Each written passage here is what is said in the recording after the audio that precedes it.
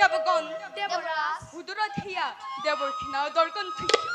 নিশ্চয় আগমন হৈছে আমাৰ সমীপে হৰি